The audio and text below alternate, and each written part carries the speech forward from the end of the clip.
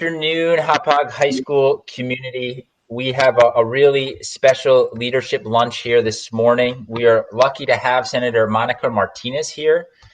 She is a New York State Senator and is a Brentwood High School alum. She graduated from Binghamton University, having earned a dual Bachelor of Arts degree in Biology and History in 1999, and she represents District 3, of which Hauppauge is a part of. Senator Martinez later attended New York University, obtaining a master's degree in secondary education with a concentration in social studies. Monica obtained her administrative degree at Stony Brook University, and then in 2010, she was selected to lead administration of Brentwood East's middle school as assistant principal, where she dedicated much of her time enriching the lives of her students. We're very grateful, considering where we're at in the world, to have her on our leadership lunch show here this morning. And Senator Martinez, welcome and hello. Thank you. Thank you for having me today. It's a pleasure to be here with you. I hope you're all well and staying safe and healthy, not just you, but your families as well. Thank you. Thank you so much. And we have some other people in a minute that I'll introduce and welcome to the show as well. But we need to start. We are a little bit in the epicenter here of what's going on. This is an extraordinary time. So we know that people in our community are dramatically impacted. We've been just monitoring as educators what's been going on, and between the financial issues that families are feeling, between the health issues that either families are experiencing directly, or maybe they have frontline workers in their families that are out in the medical space. Just a tremendous amount of impact, specifically in the area that we live. We're curious, what are you seeing, and what are you spending your time doing on a daily basis here related to what's going on? Well, thank you. It's definitely been a different type of work environment than what we're used to seeing. Usually at this time, I'm in Albany. Actually, this is a week off that we have from Albany, but I would be up there if we were not in this epicenter of this pandemic. But right now, what we are seeing is just something that, one, is unprecedented. Two, is hard because you're trying to help individuals, and yet there's so much going on that it makes it sometimes difficult to tell someone to please be patient, or someone will get back to you, whether it's call on Department of Labor, call on Department of Health. Just trying to get information out there to constituents has also been has been difficult, because not everybody's on social media, not everybody has access to a computer, not everybody has access to a newspaper, and just trying to get the word out there has become very difficult as well. But I have an awesome team. They are all working remotely from home, and every single day calls come in from different areas of the district. It's a pretty big district. I represent the 3rd, which goes from Brentwood, which is on the west side, all the way to Massac Shirley on the east. The northern boundary is Ronkonkoma, Lake Ronkonkoma, south of the LIE, and I go as far south as Fire Island. And so it's a pretty big district, and everyone has different issues depending on where they live. And right now, what we're also seeing in the 3rd senatorial district, we have two areas that have been impacted really hard, and that is Brentwood and Central Islip. And a lot of it has to do with the economic being, first responders, essential workers, the lack of affordable housing, the lack of affordable healthcare. I mean, you name it, we are seeing it now during this pandemic. There's some really interesting pieces too right now that I've been reading over the last couple of days, just about the impact and how it takes on a different feeling for people depending on the economic level they're in, and the district that you just described has a huge range, just from anecdotal experience from a financial means perspective. I can imagine that's having a tremendously disparate impact on families as well. So, well, thank you for the work you do each and every day on behalf of the people that we live near and around. And we know that you're so accessible that we imagine some people are taking advantage of you reaching out. One thing I want to do now is welcome some other people. We don't get to talk to a senator every day, so I'm going to have some other folks come on and join in and say hello. And that's going to range from different people that I work arm in arm with each day, and I'm excited to have them to have a chance to introduce themselves. So Carolyn, jump on in. Good morning. Actually, good afternoon. Sorry. Carolyn Probst here. Thanks for having me this morning, and Senator, thanks for being with us to talk about these important topics. Great. Mr. Whitehorse. Good afternoon, everyone. Again, I'm going to echo what Dr. Probst just said, but thank you, Senator Martinez, for being with us. And thank you, Olivia, for being on too. We're glad you're well. We're glad the Senator is doing well, and everyone, I hope just you stay safe and take care. Beautiful. And just for the public, Dr. Probst is an assistant superintendent at Hauppauge. Mr. Whitehorse is an assistant principal at the high school. Ms. Farrar, you want to go for it? Yeah, absolutely. Senator, thank you again. I'm Joy Farrar. I'm one of the APs at the high school. I work very closely with Olivia, and I'm so proud of her for really picking up this immensely important cause. Earlier in the school year, Olivia did a fundraiser out at Eastern Suffolk BOCES for suicide prevention and suicide awareness. Raised, I think, Olivia, over $1,000 in a very fun way where the principal and assistant principal were actually taped to a wall to see. So thank you again for being here. We appreciate it. And Olivia, I'm so proud of you. Christy. Hi, Senator. I'm Christy Pagliari. I'm another high school assistant principal over at Hauppauge. I really appreciate you taking the time. I know it's very, very busy, but to come on, it means a lot. And I know it means a lot to Olivia, and she worked hard. So thank you. Thank you. Mrs. Griffin. Hi, everyone. Again, thank you so much for being with us this afternoon. Really means a lot. Olivia has worked so hard and is so passionate about this, and it's exciting to have an opportunity to be a part of this conversation today and to just shed light on the wonderful things that she's been doing this year and the work that, Senator Martinez has as well. So thank you so much. Thank you. Excellent. And Olivia, I'll have you come on and say hello in just a second, but wanted to kind of give you a segue here. So we've been doing these videos and reaching out to our community this way for every day that we've been closed as a school. We put a video out, and we've had a chance to have some conversations, and been really, really grateful to have this means to communicate with our community. But right prior to this time away from school, Olivia had been really doing some really impressive work to move forward some conversations around mental health awareness. And in the fall, as Mrs. Farrar alluded to, she ran some fundraising efforts in partnership with BOCES, and then she reached out to you. And Senator Martinez, not every day do we send things to senators and they get back to us and then communicate with in particular with students who reach out and express something that they're passionate about. So thank you to you. But Olivia, come on to the screen now, introduce yourself a little bit, and then say hello. Go for it. Hi, my name is Olivia Franzone. Thank you again, Ms. Martinez, for emailing me back and sharing my advocacy for mental health, because that topic mean a lot to me. And I'm really excited to share today for more awareness towards mental health. So thank you. Beautiful. Wonderful. Thank you, Olivia. And we'll have you come back in a couple minutes and ask some questions directly of the senator, okay? Senator Martinez, I want to take advantage of having the time with you now for you to kind of describe your journey a little bit on how you came to be in the position you're in. You were arm to arm with us as a school official immediately prior to this, but just talk us through a little bit about who you are and how you got to where you are, because we have a lot of politically inclined students at Hauppauge that I think would learn a lot from just hearing a little bit more about your story and your journey. I appreciate that. It's definitely been a long journey, almost 43 years, 4 months yesterday. But it's definitely been an exciting journey, and I have my family to thank.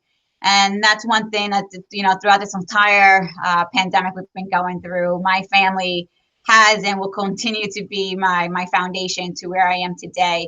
But just a little background about myself. I actually came to the United States at the age of 3. I came from a country that endured civil unrest, political unrest, and it was a way for my parents to protect us and to make sure that we stayed alive. And my mother actually came on her own first, and she spent her her years, 2 years she spent here in New York by herself, without her children, without her husband. But she didn't bring us all at once. You know, she came on her own to make sure that this was the right thing to do, to make sure that she had a job, make sure that she learned a language, and then to really make sure that we had a foundation to build upon. And then when she did, we all came over. I remember hopping on that plane, and I still have that toy that I came with. And it's something that, you know, it is so memorable for me, because when my mom first left, I thought I would never see her. I was only a year old when she left. And to see my mother again at the age of 3 was amazing. And I owe everything to her and my father. But as soon as, you know, we were here, we enrolled in school. I started off in Lynbrook over in Nassau County, moved over to Suffolk County to Brentwood. Huge difference, right? It was a culture shock, to say the least, as well. Instead of going to, when I was going to Brentwood, people were going to quinceañeras and communions. When I was in Lynbrook, I was going to bat mitzvahs and and you name it, right? It was a completely different society, but both societies made me who I am as well, and it gave me the diversity of people and just environment as a whole. And I graduated from Brentwood, and you said it before, went to Binghamton, NYU, Stony Brook, and it was just such an educational journey for me too. I was actually not going for education. I was a pre-vet major. I was going for veterinary medicine. From a young kid, I used to collect stray dogs and hide them in my basement, and my mother would never know until one day she heard a dog barking and she didn't know where it came from, and I got ratted out. But I always tried to find them a home, and it's always been a passion of mine. But life just took a different turn, and the turn that it took was a professor. I had an uncle pass away when I was in college, and my professor failed me because I had to go to the funeral. And that completely changed my trajectory of my career.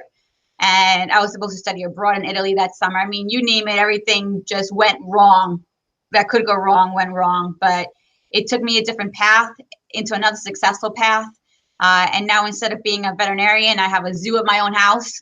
I have plenty of dogs, plenty of cats. I do make sure that I'm under the town code, so I don't get in trouble. But it's definitely been quite the journey. And then I started working at a daycare camp, a summer camp one summer, and I just got the feel for being around children. And I did the little ones, the 5-year-olds, and I did the middle schoolers, and then I did the high school when I was at this camp in Hicksville.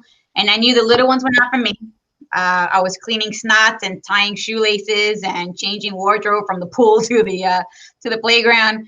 And I just felt I had a better connection with the middle schoolers and the high schoolers, that age group. And then I went into education, and it was, I'm not gonna lie to you, it was the best decision that I ever made in my life. I actually thank my professor for failing me because I impacted a lot of children. And to this day, some of them I stay in touch with.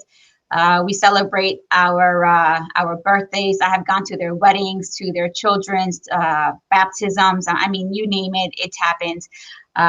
But it's been great. And then I got asked to run when I was an administrator over in East Brentwood Middle School. I was asked to run for county legislator. I didn't want to, right? Because I had a great job, safety net, as you know, right? We have great retirement benefits. And I took that leap because the people who I represented then and still do needed someone to help, and I got called upon to do that. And it's been great since then. And then I was asked to run for the New York State Senate. I had also said no. I was fine where I was as a county legislator, but it has also been a great opportunity. We have reached more people. We have helped more people. And it goes back from my young days. I just love to help anyone that needs help.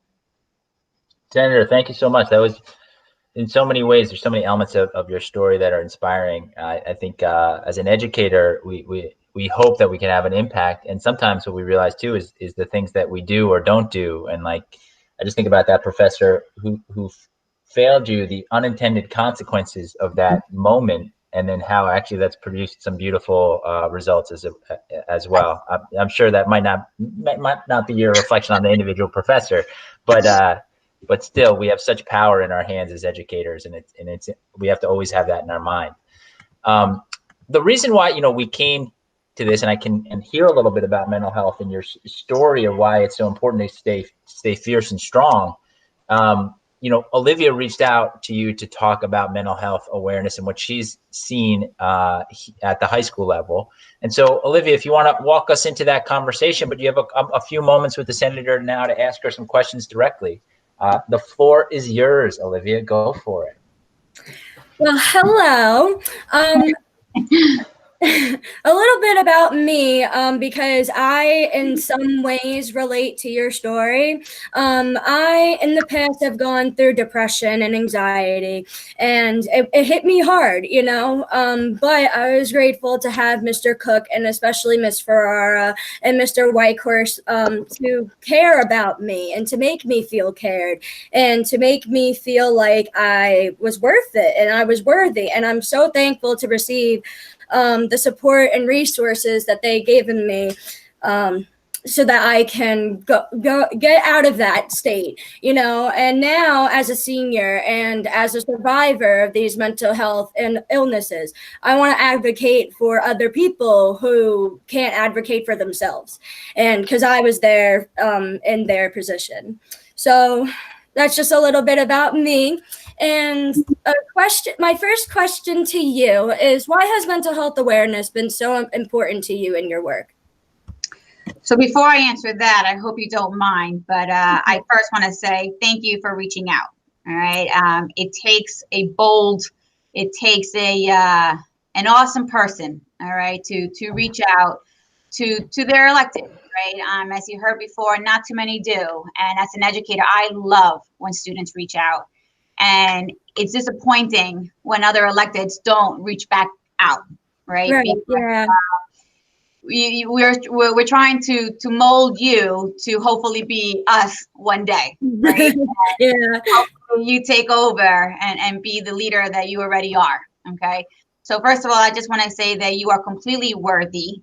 All right. And whatever circumstances you went through, I hope that you take those experiences and you turn them around into positives, because, and this is just a little lesson that I learned on my own too, right? Mm-hmm. I mean, I had a pretty tough, I'm not going to say I had a tough childhood, because I had a great childhood, but those experiences that I went through could have been traumatic, right? But mental health is so important. But what I want to tell you is that with every circumstance that I've been through, even though it may have been negative that moment in time, it's so important that we take that negativity and we turn it into a positive, and we learn from it and we become stronger. And now you are becoming a spokesperson for others who may be shy or who may not be as vocal as you. And to have people such as yourself advocating for others, I think is amazing. And please don't stop, because mental health is something that people don't take into consideration. They don't really take serious enough. Yeah. And it's something that we are starting to see more and more in our younger children, right? Aside from, and then this is how I'm going to answer your question in terms of why it's so important in my work. I started seeing it as an administrator. I saw it as a teacher, right? Mm-hmm. There's so many things that our students go through, whether it's societal changes, whether it's familial changes, whether it's academic changes, right? We're seeing students stressed out, whether it's because they have to be in a room taking a test and have their scores depend what's going to happen for the rest of their academic lives, right? Yeah. At third grade, I mean, instead of a kid just learning and teachers just teaching. And I think it's so important that we do that. And so that's the academic stress. But then you have societal stress. You have society telling you that you have to do this or you have to do that. You got to look like this. You got to look like that. You know what? I mean, we have to look how we like to look, and we need to feel how we want to feel, and not be dictated by what others are saying or what others are doing, what others are wearing. Right? Mm-hmm. Everyone's unique in their own way. And I've seen that as a teacher. I've seen that as an administrator. And then for me, the familial aspect of it too, right? Mm-hmm. when there's stress in the family. When there's stress in the family, there's stress in the child. And we, we need to be careful when adults are having their issues in front of children. Mrs. Martinez, during the coronavirus pandemic, have you seen any increases in mental health issues? Olivia, unfortunately, we have, and we will see more, okay? But the state of New York has taken action on that. We do have a hotline that was established for anyone who is looking for mental help. And I can give you that support hotline now, so people have it as well. And it's the emotional support hotline during COVID-19. And New Yorkers may call 844-863-9314 for mental health counseling. And I think that people should take advantage of that. And people should seek out help. And right now, I understand people can't go to their doctors and things of that nature, but we can also do what we're doing with their doctors, right? We're virtually speaking to one another. People can still call their doctors and do the Zoom doctor call in, right? There are definitely ways that we can do this to still keep intact. They talk about social distancing, but what I've been trying to do is rebrand that term, right? It should be physical distancing, not social distancing, because we still want to be socially connected. And this is what we're doing, even though we are physically not together, but we're socially together and connected. And people need to reach out to others. And I need to also practice what I preach, right? Because even today, I had a friend of mine reach out to me just to check up on me. And it's been a couple of weeks, but I've been so crazy and so busy that I have not been able to reach out to them. And we have to remember that they're also going through things, and I need to make sure that I allot some time to my friends and my family to just check in on them, because during this time, the emotional support and knowing that someone is there for someone is so vitally important. Yeah. Beautiful. I love that rebranding. We've actually been wrestling with that, where it's not social distancing. That's the opposite of what we need. The physical distancing is such a better way to package it. So hopefully it catches on, because we know at the high school level, man, it's like we need people to stay socially connected so much. Olivia, that kind of transitions actually nicely into your last question. Why don't you jump on it and take us there? Okay. So my last question for you, Ms. Martinez, is what do you think will be important for us to keep in mind from a mental health perspective after the pandemic for Hauppauge High School? That's a great question. All your questions have been great. Thank you. I think once we all come back together, it's going to be hard to not hug each other, right? Because you're going to want to hug each other and kiss each other because you haven't seen each other in such a long time. But we are now in a new norm. This virus, even though we're trying to combat it, doesn't mean it's not going to return. And we have now learned a new way of living. And we have to now understand what that new life is. And we need to also pay attention to what others may have gone through this pandemic. I've been fortunate enough that in my family, 2 did get the virus. My niece and her mother, who they were essential workers. One's a dental hygienist, and I don't know what my sister-in-law does, but my niece has 2 little ones, and they didn't know why mommy couldn't see them, right? And she couldn't really explain to them because they're too young to understand, but she had to be isolated. So that in itself, for my 2 great niece and nephew, understanding that concept will be difficult. And this goes across any age, right? And when you return back to school, you will have classmates who have either lost someone to this virus, know of someone who contracted the virus, know how it felt to be isolated, felt the anxiety, felt the possible depression. And that's why it is so important that we understand and we don't take this for granted. And what I really learned throughout this whole thing, Olivia, and I hope you have too, and many others, but this has been a time of reflection. All right. Yeah. Sometimes we take for granted what we have in our lives and don't even realize what others don't have. I have been blessed, like I said, with a family, a roof over my head. I am able to put food on my table, but others cannot do that. And, things that we took for granted. So, for example, dyeing our hair, getting our hair cut, doing our nails, right? All that is, where we thought we needed to do every single week has now become, well, I guess I got to do things on my own, right? Yeah. And just a time of reflection that we really need to take into consideration and be mindful and thoughtful when we return, not just to school, but to work, to really be mindful of others who have gone through this pandemic as well, and share the stories. And I think sometimes sharing stories and sharing similarities or differences brings us even more together. And, I'm not sure if you heard the governor say, but, we're New York tough, right? And you have to be able to live in New York and be smart about it. And we love New York, right? Which is why we're here. So as those who live in Hauppauge, in the state of New York and the county of Suffolk, we need to show that love for one another, that understanding for one another, and really help each other cope with what's happened.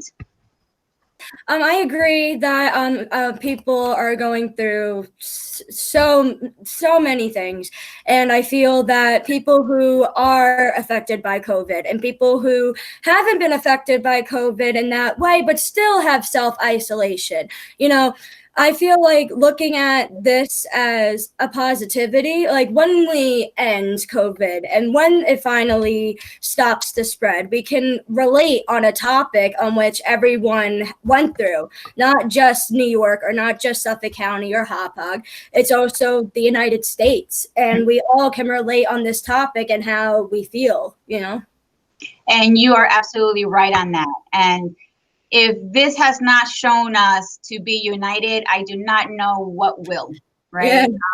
I think this has shown us that we are all the same in one way or another, right? When you get a cut, you bleed red, everyone bleeds red.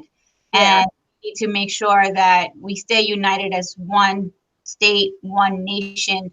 And the one thing that this virus definitely did not take into account, did not into account race. It did not take into account economic ability. It did not take into consideration religion.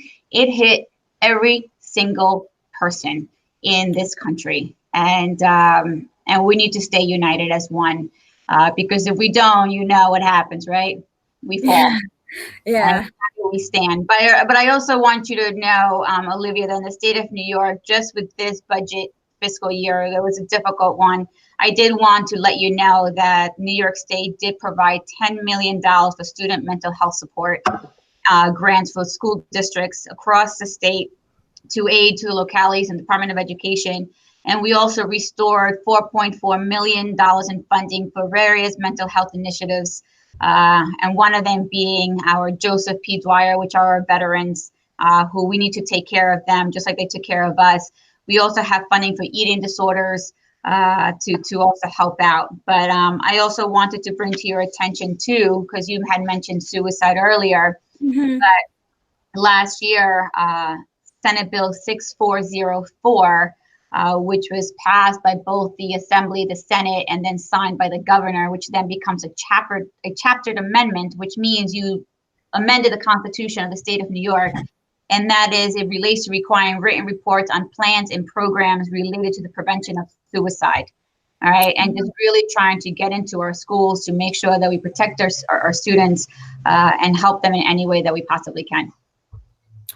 I think that's absolutely amazing, because for a long time now, since October, I did do the fundraiser, and I have, raised $1,000, and I feel like, I just feel that's amazing because it is getting out there one way or another now that we know, mental health is being talked about, suicide is being talked about. This time last year wasn't really as much as an important topic as people are starting to see, so I feel very grateful and thank you. Well, one of the things that I want to say, if you don't mind, Mr. Cook, is that the one no worries. Hauppauge High School and the Hauppauge School District does amazing is you confront the issues head on. There is no sweeping under the rug. There is no hiding. These are the issues that we are facing. we're going to tackle them and we're going to get to the root of it. And that would not be able to be done without the leadership of the administration and everyone, at Hauppauge. So I commend you for that, and keep up the great work with our students. Awesome. Well, thank you so much, both of you. This conversation has been rich in so many ways. The mental health issues of the day, how it connects to coronavirus, just some conversations about how to make sure people in need are getting those supports. I want to touch on a couple things and then pivot to some very specific questions that get us maybe in a New York spirit even more than we already are. The first thing, we talked a little bit about food, and this concept of before you can really do anything, you need to feel safe and secure. And so if there are people out there who need any food assistance in living in Hauppauge, please reach out and connect with us at the district level. We're working hard to make sure families are getting what they need at home or as a pickup at our school. Second, Long Island Cares is an extraordinary organization. Please reach out to them. I know they're doing a lot of home delivery stuff as well, or reaching with families. So please do that. Don't hesitate to reach out. And the second thing I'll say is, listen, we know that mental health, Olivia, is an enormous issue. And when people ask me about what's the number one, challenge of running a high school in 2020, the answer has been to support students from a social emotional perspective and help them on their journey to tell their stories personally, professionally, and academically. But really that personal part is the portion that we're spending so much time on, is working with students to know that they are of value, that they each have their own story to tell. And that's really what we try to do on a daily basis. Important in the New York mindset, though, is a couple of answers to some questions. And so this is going to be like a hard pivot from talking about some pretty serious stuff to quickly falling apart. And the theme of our meetings in the mornings has been say hello, do something serious, and then fall apart. And so we're going to stay with that mindset. And so we have a couple of questions related to food, in New York food specifically, that we're going to ask. And here's how I want it to flow. So people on the phone call, not Senator Martinez. Okay, I'm going to ask the question, and then you're going to answer the question in unison and kind of argue like you do back and forth for like a 5 to 8 second window. And then Senator Martinez is going to be the official ruler of the day to tell us what the right answer is. Oh.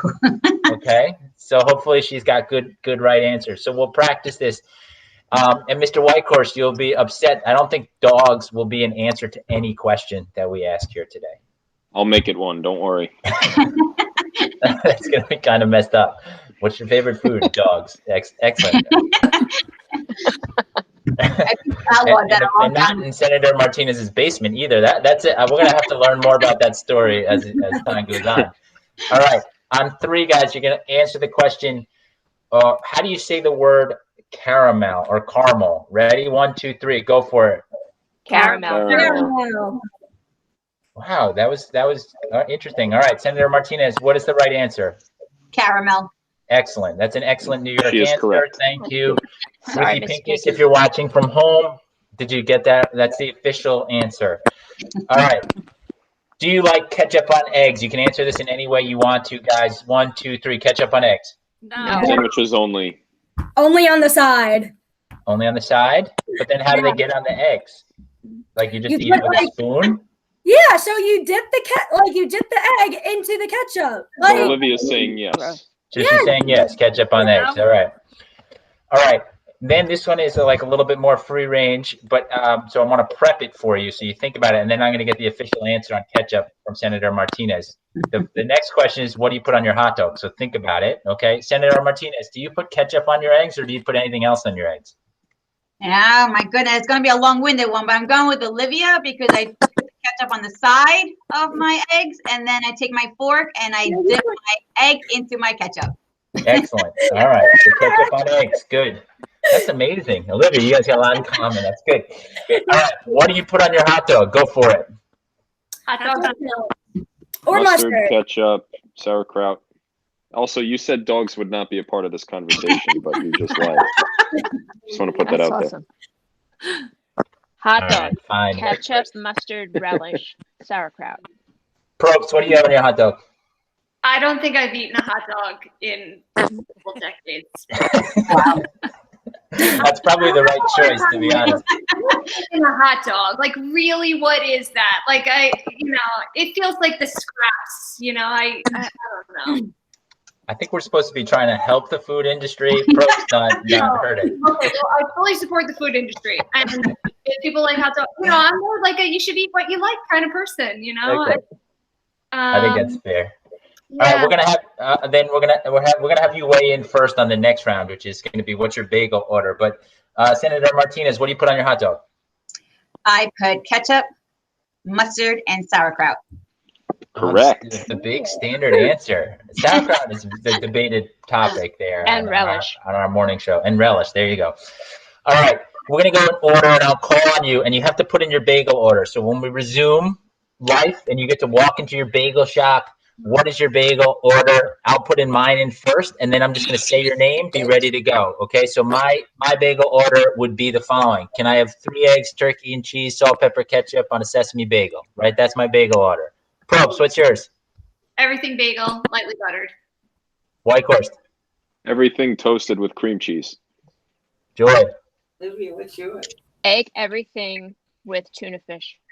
Oh. Ooh, Christy. Everything lightly toasted, lightly buttered. Olivia. And everything bagel with 1 egg, sausage with ketchup and salt and pepper. Will you ketchup on it now? You're hard to keep track of. Shannon. That was great.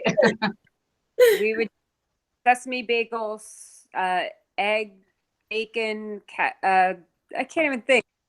Cheese, salt, no pepper, and ketchup. It's excellent. It's been a while since you've ordered a bagel, I guess. There you go. Senator Martinez, what about you? Oh boy. Okay, everything bagel, scooped out, lightly toasted, cream cheese with fresh lox. I love it. The scooped out portion is my favorite. That's good. All right. Then the next same question, and we'll probably end with this one, and then I'm gonna have Senator Martinez answer one more question. But what is your favorite pizza slice? Same thing. You're going to the pizza counter. I would probably get just a classic white slice. That's probably what I'd want right now. Go for it, Probst. Plain slice from Ciro's and Hauppauge. There you go. Good plug. J-Dubs. Right now, I'm just really craving pepperoni, so that's my answer for now. All right. Good. Joy. Sicilian corner with extra cheese. Yeah. Corner. I love it. Christy. Spinach and feta. Olivia. Sicilian corner, but it has to be from Mama Sobrero's. All right. Shannon. I'm really missing a salad slice. Nice. Ooh. All right. And Senator Martinez, what's yours? Pepperoni slice. Okay. All right. And then this next one is a really debated topic. Pepperoni slices, just classic. The final question is one that we've had a lot of debate about. And there's only really one right answer, and I want to see if you get it right. The question is, would you rather be a superhero or have a personal chef? So you wake up all day and just the food they provide you, they take care of you. Be a superhero or have a personal chef. And you know what? I'm going to pivot for a second. We're going to ask all the participants to go. So, Probst, what would you want? Superhero. It's the wrong answer. Joe. No, Dr. Probst is correct. Superhero. Joy. Superhero. Christy.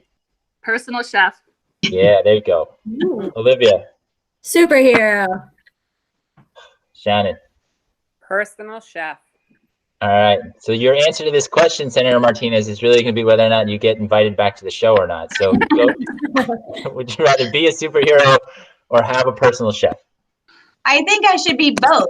I'm going to need to eat after I'm done being a superhero. Classic politician answer. I love it. You want to be a superhero? Politically correct. Yes. What would be your superpower if you had one, Senator Martinez?